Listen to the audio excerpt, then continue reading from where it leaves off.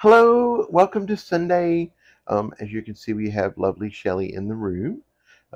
Say hi to everybody. Oh, well, no, I guess we're gonna say hi, everybody. Yep, close enough. Anyway, we're here for our belly loving. Okay, so some quick housekeeping things. So I'm headed on vacation. I am going on a cruise, so very nice. So we're leaving next weekend and we're returning the weekend after. So I'm taking, so we got 2 weekends off there. So I will be back. Um, oh, and then we have Derek Huff the week after. So I will be back on the 12th of November. So just letting everybody know. So, yeah, anyway, so just letting you know on that. Um, I will probably do a little bit more housekeeping on the next video, I think, just to let you guys know kind of what's coming up. But I'm currently writing chapter 24 and I'm almost done. So we're getting to the point to where I'm getting more caught up again. And rather than just, having it be an independent or what do you call it, indeterminate period of time, I think we're going to go with like, just saying, hey, I'm going to be back here. And then whatever I've got written, I'll read, and then we'll, move on that way. That sounded really confusing even to me. So I guess kind of what I'm thinking is we have enough to get through November for sure. And then we'll just see how December goes. And it's obviously got a lot of holidays and got Christmas going on. So, yeah, so then I will probably take whatever else off in December, come back in January, and we'll pick up again for however much I've got written, and then we'll just continue through 2024 that way to see how things go. Um, I guess since I'm here and I'm thinking about it, so other things on the book. So I'm closing in on the end of round two for chapter 30. So chapter 34, we're getting ready to hit the final. Um, and so I anticipate that being probably two more chapters for round two. Um, so I think that's where then we have so coming up, we're going to have round three, which will be less, um, lot less space in the book for round three. Not a lot, not yeah, but definitely less than round one and two. Rounds four and five are going to be like one shot, one type challenge type stuff, rather than very open ended, running around and doing sort of things. So I'm thinking that each round in the tournament um, has a theme to it. So obviously the first one was fun, and the second one is all about the kill the monster and the points. So the third one, just to let you guys know, since y'all can be in the know, since you're watching all my videos, the third one will be endurance. So that should be very exciting. I have some very fun ideas and plans for that one. Then we're going to have four and five. And then that will devolve the rounds of the tournament into the next phase of the tournament when it's just down to just a few people. Also in here, we're going to have all kinds of intrigue, and we're going to meet some new peeps, and we're going to have some all sorts of stuff happening back at the palace. Um, so I hope you guys haven't forgot about the palace. It's still there. It's still doing its thing. It's just that there's been a lot of chapters about round two. So anyway, okay, so I think that covers all the housekeeping. I have been seeing all the edits fly through, so thank you guys so very much. So when the book comes around, I will be loving those. Um, let's see. I think I get asked a lot, this going to turn into two books? Yes, for sure. We're almost 270,000 words right now. So that's way more than what you want to put into a written book, or certainly more than what Amazon likes. So for sure, it's going to be two, and I guess we'll just see how the rest of it goes. So it may actually end up being three, but at this point, I'm just going to keep writing. Um, and keep doing it. And then at the end of the day, if it turns into three books, well, then that's great. Then three books will get published, and I'll just do like I did last time, where I published the first one or edit it, publish the first one, figure out a good spot to chop it, do that, and then edit it, publish the second one, edit, publish the third one, that sort of stuff. So then we'll have three more books out, and yeah, it'll be fun. That'll be exciting. I think there's a lot of interest and excitement having having three and four, and knowing that they're very close together. So I think that should be a lot of fun. Okay, end of housekeeping. Sorry to have it be so long. Um, okay. Okay, so last round we ran into our first team, and obviously things got very exciting at the end of the day. Um, and Jason and Annabeth took them out quite easily and handily, and we have just finished the fight with them. All right, Chapter 30, Second Contact. Before we move on, I think we need to say goodbye to our guide, Annabeth suggested. When we run into more teams, they're going to try to attack him as well. We won't be able to protect him, and I would hate for him to get hurt because of us. I was thinking the same thing, I nodded. We're obviously at the edge of where the regular teams are, so we should be able to figure out our way from here, especially now I have the cartography skill. The only one who didn't agree with our plan was the worker. He was adamant he had a job to do, and he was going to do it. I argued that this wasn't realistic. The teams we meet along the way would surely attack him. There was no way Annabeth and I could protect him from everyone. He still stubbornly insisted that he was our guide to the end. I was only able to convince him to compromise after telling him that trying to keep him safe would make our job harder, and there was no way we wouldn't do our absolute best to make sure that he stayed safe. The compromise we reached was that he would stay with us until we ran into a team that actually challenged us.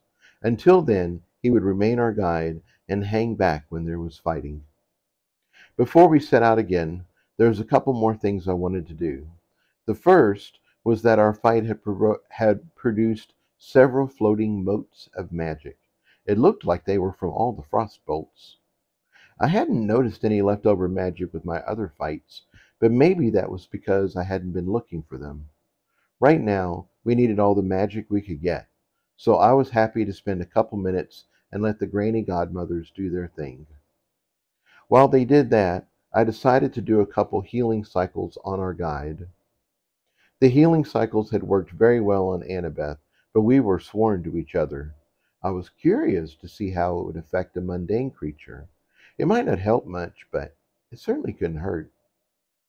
I had to push my way through his aura, but the results were fantastic. The healing cycle built on what T had started and went even further. It strengthened him in every way, and I thought it started new growth where he had lost his leg. Only time would tell, but I was hopeful he would eventually get his leg back again. Meanwhile, the godmothers had finished collecting and cleaning the frost magic, and now they were loading up the purple octopuses for Annabeth. I checked her magic levels, and I could see her power coming back. She was maybe at 30%, which still wasn't great. She was absorbing the neutral magic quickly, though, so she should be even better before our next fight. I still had a moment left, so on impulse, I decided to do one more thing. I pushed the tiniest bit of my magic into the worker, and then used my new presence abilities to pull almost all of my colors back out of it. That left him with a tiny nucleus of neutral magic. If the red magic made the red eyes bigger and stronger, maybe a tiny bit of magic would help the worker ant for many years to come. Since the magic was neutral, it should eventually adjust to his aura and do what was best for him. Also, as unaspected magic, it shouldn't make him go crazy or have any adverse side effects. Our worker didn't seem to notice any difference, and the godmothers were finished, so we headed down the tunnel again. Bermuda had managed to sleep through the whole fight, but now he woke up and poked his head over my shoulder to see what was happening. That didn't last very long. He was sandwiched blah, blah.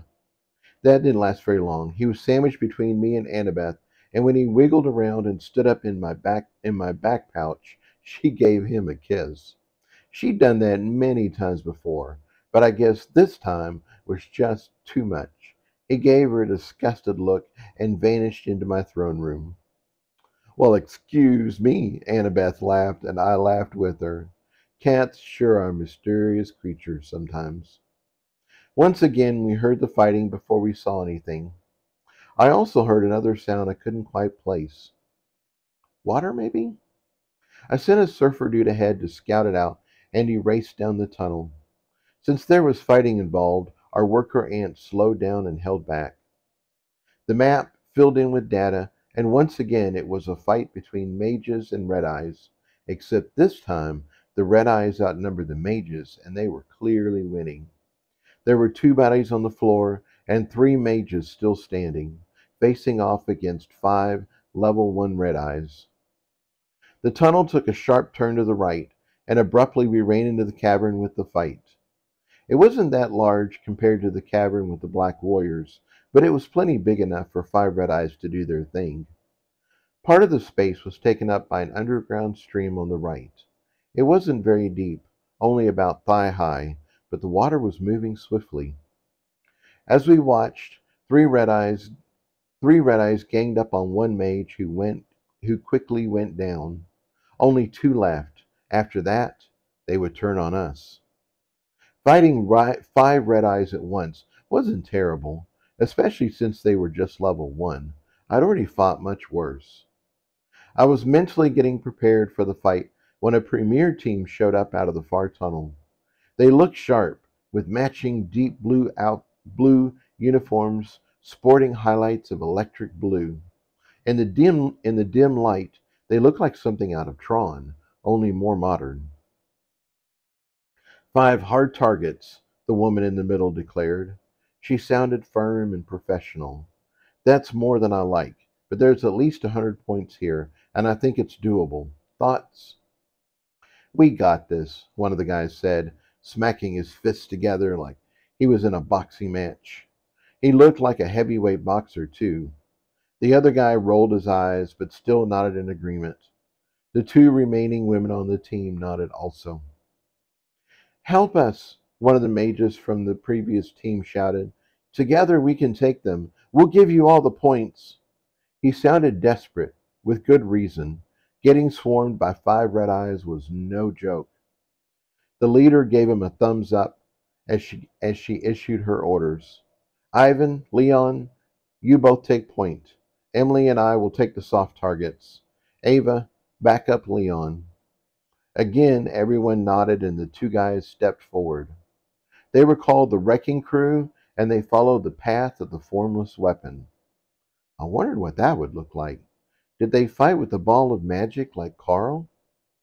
Regardless, this team looked tough. The two guys looked like linebackers, solid and able to take a hit. The woman who was issuing orders seemed solid too. She was tall, like a model, but thick, like a pro wrestler. I would hate to meet her in a dark alley. The final two women seemed more normal size. If I had to guess, they were the ranged fighters of the team. "Let's do this quickly and safely," Hannah, the leader, continued. "We're running low on juice this round." Her teammates nodded like they already knew what to do and had already heard this several times before. That was good enough for the leader, though, as she kept going. "Shields, level 8. Weapons, level 10. Look alive, people. Let's make it hot." This was exciting. I was going to see a premier team in action. They activated their shields, and for the first time, I saw mages use something else other than a traditional shield charm. The magical protection covered their body like plate armor, and it was stunningly beautiful. It looked like something off the cover of a fantasy novel, with gold and rubies inlaid over the steel. The whole thing had fantastical layers and swirls that would never have worked in actual manufacturing. It would have been way too heavy and awkward, but looked amazing here. Since it was made of magic, the more detail it had, the better it was. It looked thick and powerful, and I couldn't wait to punch it to see how well it held up. The armor seemed to be anchored to a copper bracer, which most of them wore on their left arm. Only Ivan, the more aggressive team member, wore it on the right. Two guys, the two guys and the leader also unclipped what appeared to be handles from their belts. They were thick, like axe handles, and about a foot long. The first guy flicked his handle, and a long magic warhammer grew out of the shaft. Once again, it was a freaking work of art, with blood red rune-looking things etched into the steel. I don't think the runes were real magical symbols, like my force runes, but even so, the level of detail on the hammer allowed it to hold a tremendous amount of magic. The other guy, Ivan, flicked his handle too, and made an identical hammer. Then he seemed to reconsider and flicked the handle again. The hammer morphed into a massive axe, which again looked like it was drawn by a fantasy artist. It had the same red runes as the hammer, and I realized what the path of the formless weapon was all about. This team could probably transform their handle into just about any weapon. Fascinating. Meanwhile, the team leader flicked her handle and turned it into a spear. She glanced at Emily, who nodded, and reached for what appeared to be a set of throwing stars. All of this happened pretty quickly, as the two remaining mages of the previous team were about to get overrun. The main guy glanced at the premier team suiting up, and he screamed for them to hurry. The lead woman, Hannah, flicked her spear, and it grew at least 20 feet longer. The mage from the other team didn't even have time to scream as she stepped forward and stabbed him through the heart. Damn, Annabeth exclaimed softly. That was cold. He was going to die anyway, I replied. She just took the opportunity to get the points for his kill. But yeah, it was cold. The remaining team member exited the tournament right behind him as Emily's throwing star grew in size and started rotating like a buzzsaw. It sliced through his neck, then curved back in the air and returned back to Emily's waiting hand as the guy's head fell to the floor. I thought that was pretty cold, too. Deprived of their prey, the five Red Eyes turned and immediately attacked the wrecking crew. There were 5 Red Eyes and 5 mages, so numerically the battle started out even. The Red Eyes were rabid, with powerful mandibles and thick chitin. The mages had powerful weapons that morphed in their own thick armor. I squeezed Annabeth's leg in excitement. This was going to be fun to watch. The two guys from the front tried to hold off all 5 Red Eyes, but it quickly became obvious that that wasn't going to work. So Hannah switched tactics and moved to the front line herself. Her elongated spear had worked well against the mage, but it was a terrible weapon against the monstrous ants. The point just skittered off its chitin without finding purchase, allowing the red eye to get in close and chomp down on her head. If her armor hadn't been so good, she'd have been out of the tournament in a second. She quickly switched her weapon to a round shield and used it to fend off the red eye. It looked weird because it was still coming out of the handle, making it look like she was wielding an umbrella. If I hadn't seen her be so ruthless, I would have cheered her on as the battle Mary Poppins. Emily and Ava came to her aid, and their throwing stars seemed to be doing the best damage out of all the weapons. They were cracking the chitin and even lopped off a leg. Leon, with the hammer, was swinging as fast as he could. He held off 2 Red Eyes, which was a nice feat in itself, but he wasn't able to take the time to center himself and dish out any good blows. He managed to do some damage to his enemies, but it didn't seem to be slowing them down at all. Ivan, the energetic one with the axe, was doing just as bad as Ruthless Poppins. I think he thought the bladed edge of his weapon would hew through chitin like soft wood. But that wasn't the case at all. Instead, the slick chitin turned the edge of his axe just like it turned the leader's spear. Choosing an axe would have been a good idea if he could have gotten to the side of the ant and chopped at its narrow neck segment. He was fending off two red eyes at once, though, so he didn't have time to do any fancy maneuvers. Instead of switching weapons, he continued trying to fight with an axe, and that poor decision quickly caught up to him. He was trying to land a powerful blow on the forehead of one red eye when the other slipped inside his guard and clamped down on his ankle. It immediately backed up, pulling Ivan off his feet before lifting him in the air. The red eye's mandibles couldn't get through the armor, but that didn't matter as the red eye shook him like a dog. I didn't care for the guy, but I did wince in sympathy. I knew exactly what that felt like, or I thought I did. His bones obviously hadn't been reinforced like mine, and a few shakes later I heard his leg snap. Ivan screamed in agony as his body started whipping around in ways it had no business going. His leg bent at weird angles like part of him was made of Play-Doh. The red eye released him mid-swing, and he flew through the air and crashed against the wall. It then ran over, grabbed his arm with the bracer, and started shaking him again. It wasn't long before I heard another snap as his arm gave way. He was still screaming, but he must have kept some of his wits about him as his armor suddenly flared with light. It pulsed with power, and before the red eye had time to react, his protection blew up. The entire front half of the red eye vaporized, leaving only the back half and three legs to scramble around a bit before settling down in death. Ivan hit the ground again, still screaming, as the battle paused in surprise. Ruthless Poppins cursed as a thin shield formed over Ivan again. Whatever special attack he'd used, it had clearly drained his bracer of most of its power. Hannah cursed again, and the battle quickly resumed, except this time the premier team was on its back foot. The numbers were still even, 4 red eyes versus 4 mages, but now the wrecking crew only had 2 frontline fighters. Blah. It didn't take a genius to see that the mages were going to lose. One by one, the frontline fighters were going to mess up and get shaken out of the tournament. Then the 2 ranged mages who couldn't take the hits would quickly follow them. Unless something drastic happened, this team was going to wipe out. Get ready, Annabeth whispered, giving my shoulder a squeeze. I guess she was thinking the same thing. I spared a quick moment to be grateful and amazed at just how much my marks had given me. When I had been shaken like a chew toy, my bones hadn't broken. It hadn't been fun at all, but I'd been able to recover and keep going.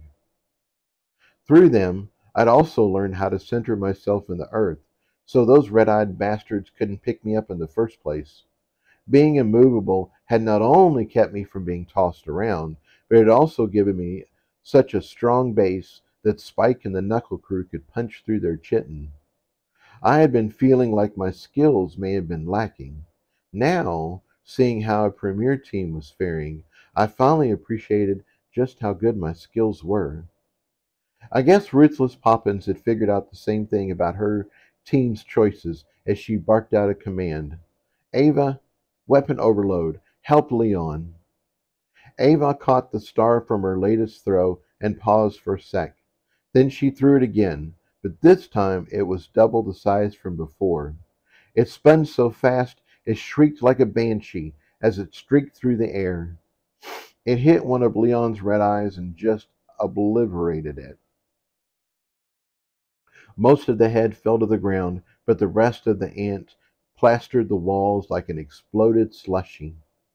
The leader did something to her weapon as well, and it morphed from a protective umbrella to what looked like a huge sword of pure energy. She swiped once, twice, and then both her opponents fell apart. The attacks were awesome, and Hannah had made the right call to save her team, but it wasn't without cost. Ava's throwing star lost its power and bounced off the wall with a light clink. Instead of returning to her hand, it fell to the ground and stayed there. Meanwhile, Hannah's sword flickered and almost went out. When it stabilized, it was much smaller, with a lot less power. Now it looked like she was holding a dagger with an oversized handle. Emily, Leon, finish that last one, she directed, and she started cussing again. Clearly, she was upset and frustrated. With only one opponent, Leon focused his hammer blows better, and it wasn't long before he started cracking the red eye's skull. Meanwhile, Emily's throwing star was taking out its legs, limiting its mobility. The red eye quickly collapsed, barely alive, and Hannah took that opportunity to jump in with her dagger and vent some of her frustration. I guess Ava didn't have a backup weapon as she just stood there and watched. Finally, it was over, and for a moment the only sounds were the team trying to catch their breath and the murmur of the stream. I guess somewhere in here Ivan had passed out as I realized he wasn't screaming anymore. What a bloody mess, Hannah finally said. She sounded like she still wanted to beat on the dead ant a bit more, but she was holding it all inside. She was the leader after all, and there were things that needed doing. 3 treasures wasted, and it's only the second round, she grumbled. Actually, 4 treasures if I heal Ivan. She stood there for a moment, lost in thought. So, are you going to heal him? Ava asked. I don't know, Hannah admitted. On one hand, we could really use the muscle. On the other hand, he's stubborn and impulsive, and we might end up in this situation again. She stood there, clearly wrestling with the decision, but not coming to any conclusion. What kind of treasure could heal Ivan? Annabeth said softly. I haven't heard of anything like that. Me neither, I whispered back. Apparently, premier teams had premier toys. I guess let's just see how bad he is, Hannah said finally, and started walking towards Ivan's crumpled body. Then she suddenly stopped and looked around. Who gathered the points? The rest of her team shook their heads and looked around in confusion. I took a look around myself and realized all the red eyes had been collected. I hadn't noticed when the bodies had vanished, and it was just House Louisville and the wrecking crew in here. Even if another team had dark clothing like us and had stayed quiet, I'd still be able to easily find them with my magic sight. What the heck?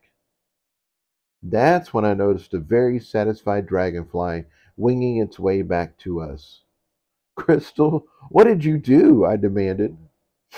I gained us some more points, it said smugly. The majority of the points will still go to the wrecking crew, of course, as they made the kills. However, some of the points always goes to the collector. Really? I asked. The rule is designed to reward the survivors, my crystal explained. After all, in a real battle, it doesn't matter how well you do if you don't survive. That made sense, and I passed that on to Annabeth. Or passed that on, yeah. Meanwhile, the other teams quickly figured out something was amiss. There they are, Hannah said, pointing in our direction. Leon, take care of them and make it hurt. Gladly, he said with an eager chuckle. He switched his hammer to a sword and started towards us. Kill stealing is a bad, bad thing. Unless we're doing it, of course. He laughed again, in which case it's perfectly fine. Then he paused. Why are you wearing her like that? We're conjoined twins, Annabeth said playfully, have been since birth. Leon looked confused as I reached up to give Annabeth a high five. Then he shrugged. I guess it doesn't matter. You'll both be begging me to put you out of the tournament when I'm done. He stepped forward and swung low. I think he was planning on cutting me off at the knees, like literally. I responded by stepping forward, so I was inside his guard and throat punched him. The look of shock on his face was priceless. Most of the force didn't go through. He still had on a thick layer of protection after all, but it was enough to make him step back and looked like he'd tried to swallow a frog. I followed him to remain close. Giving a guy with a sword room to maneuver is a bad mistake. And then Annabeth and I cut loose. I knew it was going to take some work to wear out his special shield armor, so we got right to it. Annabeth did a double shillelagh whack-a-mole on his head, while I focused more on his body. His shield armor was thick, and I quickly discovered that all those fancy flared layers weren't just for show. They got in the way of my punches and made it hard to land a solid hit. So I switched my focus from his body to his main sword arm. That still wore his shield down, and it was unexpected enough that he dropped his weapon handle. I kicked it out of the way as Annabeth gave a victory cheer, though I quickly found out that disarming him wasn't a good thing. While he had a sword, I'd been inside his guard, so his offense was poor. Now he was weaponless, he was free to fight hand to hand, and he was much better at that. He seemed to have a background in Muay Thai kickboxing, and he quickly started hammering me with short kicks to the thighs. I'd seen videos of this style before, and it was deadly. Because the kicks were low, they are hard to block, and just because they were short didn't mean they didn't have power. One good kick could shatter a thigh bone. Even if they didn't break a leg, repeated blows to the thigh muscles would quickly cripple a fighter. All of that is just their lower body abilities. Their upper attack is almost as deadly, using fast elbow strikes to the side of the head. When their opponent gets stunned, their finishing move is to grab their opponent's head and pull it down into a knee smash. Few fighters recover from that level of damage. Following his chosen style, Leon unleashed a storm of blows on me that would have taken down most mages. Annabeth and I weren't most mages, though. For starters, we had Red, who not only distributed the impacts all over my body, but also used the Force Rune to slow the strikes down. Not only that, the Force Rune increased the resistance as he got closer, like a defensive version of Relax and Tense on Contact. I could tell this was annoying the crap out of Leon. Instead of a satisfying thump as he landed, it was more like he was attacking through a bunch of pillows. I estimated he was hitting at half his normal power, and the more frustrating he got, the more his timing suffered. In addition, Leon was a big guy, and I think he was used to intimidating and overwhelming his opponents.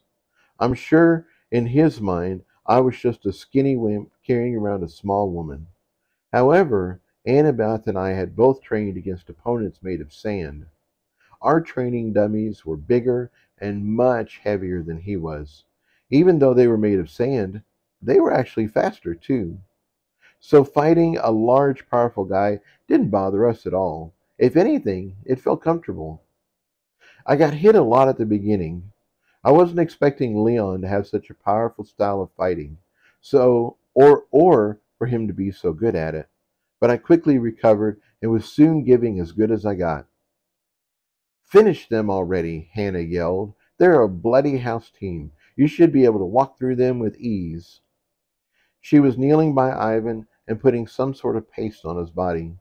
It glowed brightly to my magical sight, so I figured it was the healing treasure she was talking about. Leon didn't bother replying. He just grunted in frustration and tried to attack even harder. Meanwhile, I was having a wonderful time. Sure, I had some deep bruising, but T was already working on that. Fighting dominating monsters with vastly superior stability and reach had been frustrating. Fighting a normal human, even with all his powerful treasures, was a relief. Leon stepped up his game, so I stepped up mine. I picked up speed, and soon I was punching at least 3 times for every kick he threw. I tried blocking his kicks at the beginning, but found dodging them was so much easier, even with Annabeth on my back. Pigeon stepping at angles threw him off, and he constantly had to rotate to kick again. Meanwhile, I laid into him hard and began to see his shield armor starting to thin. Leon was in trouble, and their leader knew it. Emily, Help Leon, she snapped. Emily nodded and fired up her throwing star. Meanwhile, I imaged a quick play into my dudes. Leon knew what to do, as he darted to the side, leaving me exposed to Emily. She was obviously expecting this, as she immediately threw the star at me. It buzzed like a saw and expanded to about a foot in diameter.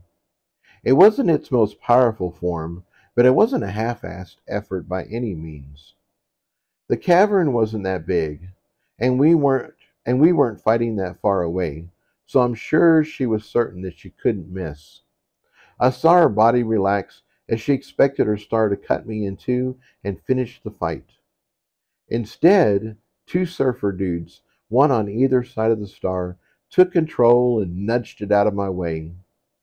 She looked surprised, but determined to try again as she held out her hand and called the star back to her. The weapon curved in the air like a boomerang and headed back towards her side of the cave. Unfortunately for her, my surfers were still in control. They took the predictable trajectory of the star and modified it.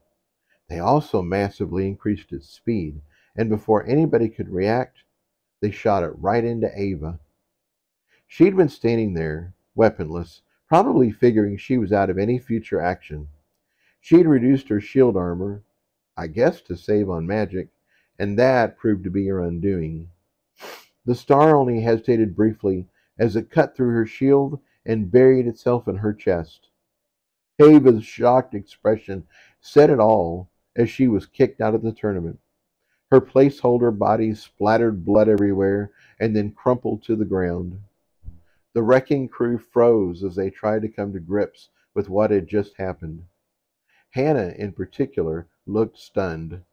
She'd made all the right calls to keep her team together, and suddenly she was another person down. I think Emily was acting on instinct as she called the star back to her hand. Big mistake. My surfer dudes were still there, waiting for another opportunity, and she'd just given them one. Once again, they accelerated the spinning disk and diverted its course. I guess her pull was stronger this time, as they couldn't divert it as far. Instead of burying it in her chest, it took off her hand. Emily stared at her stump in shock, and then started screaming. Annabeth and I had been hitting Leon's magical armor as hard and fast as possible, so it was about to come down soon. Once that happened, Leon wouldn't stand a chance. That would only leave Hannah remaining, and I was sure that together we could take care of her. I couldn't help but smile grimly as I saw the win within our grasp. This premier team had good training and powerful toys, but that still wasn't enough to take out House Louisville. I must have jinxed myself, as right after that it all went to hell. Leon! Hannah yelled as she left Ivan's side and sprinted towards Emily. She didn't give a specific command, but even I understood what she meant. It was time to go all out. I saw a flare of power as Leon triggered another treasure on his chest. I was unsure of what would do, so I started to back off. I'd seen Ivan's shield vaporize a red eye, and I didn't want that to happen to me. Leon's shield stayed the same, but suddenly he started moving faster, like a lot faster. Even with my magic sight and enhanced perception, I was having trouble keeping up with his attacks. He was also hitting a lot harder. A lot. Leon effortlessly moved around my defenses and started pounding me with so much force that Red and the Hexagon network couldn't keep up. They slowed down the blows and distributed the force as much as possible, but most of it still got through. Shock waves bounced through my body, and I started shaking like I was being electrocuted. I'd completely lost control of the fight at this point, so I wasn't surprised when Leon punched upwards into my solar plexus and lifted me off my feet. Tyler had always taught me that being in the air was a bad thing. When a fighter is in the air, they have no leverage, no way to dodge, and no foundation to block or strike. It looks great in the movies when the hero jumps through bleh, when the hero jumps towards the villain, leg extended, screaming with awesome power. In reality, the hero is a big fat target waiting to get his ass handed to him. In this case, that hero was me, and Leon was cooking up a big steaming pile of whoop ass. At least, I had a split second to realize Leon wasn't in great shape either. Moving at that speed and power required a superhuman body, and Leon wasn't there yet. He must have been bleeding internally, as every part of his skin that I could see looked like one giant bruise. Blood was flowing out his nose and ears, and his eyes were bulging out so far I thought they might explode. Leon needed to finish this quickly, or he was going to collapse. Unfortunately for me, that is what he did. The entire power of his shield armor flowed to his right hand. It formed a dense nova of magic that was so thick it seemed solid. The whole thing felt momentous, like it was an anvil poised to crash into me. Then he struck, and my world went white. I felt like I had been hit point blank by a cannon. Red and the hexagons distributed the force the best they could, but it was way too much. They overloaded and started explode. They overloaded and exploded, leaving the rest of the force to slam into my chest, sending the ultimate shock wave through my system. My heart stopped. My body bowed almost in half as I flew backwards through the air. I think I blacked out for a second as Annabeth took the brunt of my impact with the wall. Emergency override, prepare for immersion. My crystal processed events at high speed, but none of that. My crystal processed events at high speed, but none of that made any sense in the moment. Accessing party interface, overriding Annabeth. Our momentum was so strong, we struck the wall for a long second. It was long enough to see Leon collapse, before friction gave way and we slid into the underground stream. The intense cold jolted me awake for a moment, and I realized this was both good and bad. It was good because without my shield I was a sitting duck. At least the flow would get me out of the room and away from Hannah. It was bad because I was getting ready to be whisked away to parts unknown. Where was I going to come out? Would I get stuck? Would I have air? This water was so cold I could die of hypothermia.